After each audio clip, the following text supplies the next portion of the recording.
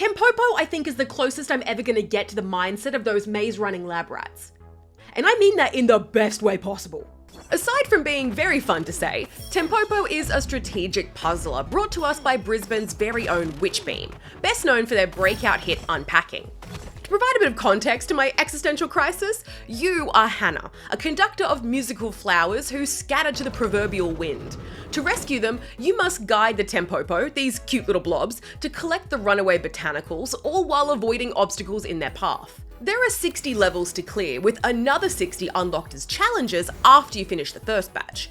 These initially start off pretty simple, but progressively get more complex, both in the style of the level. For example, adding in blocks that need to be smashed or shifted and thorn vines that need to be cleared, but also in the ways Tempopo interact with each other, like morphing into larger blocks to redirect their flow, or bouncing themselves off each other to clear gaps.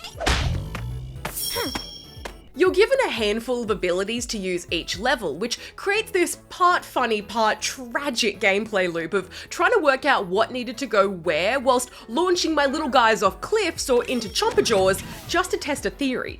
Fun as that might have been, it did make me wish for a fast forward button, as having to watch my little marshmallows march themselves over the same path every time I wanted to check a new addition did get tedious after a while.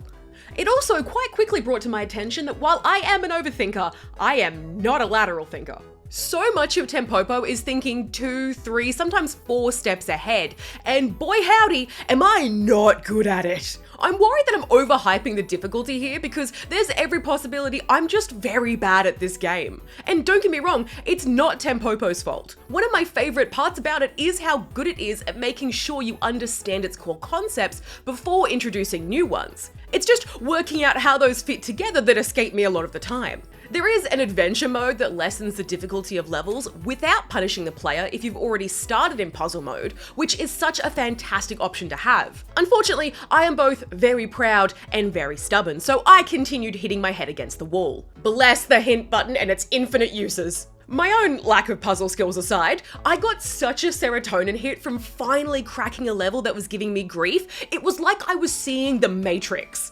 A big part of that, I think, comes from how much rhythm plays a part in movement, which I love. Everything moves to a beat, from the Tempopo to the chompers, even the flowers bop in time to the beautiful tracks composed by Jeff Van Dyke.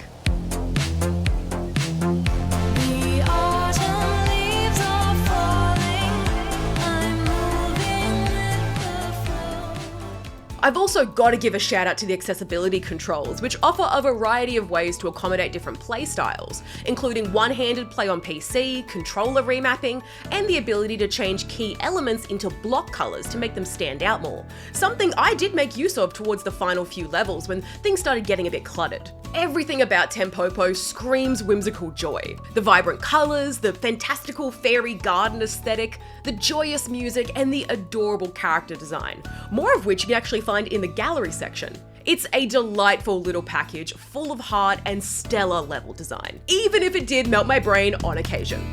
Play.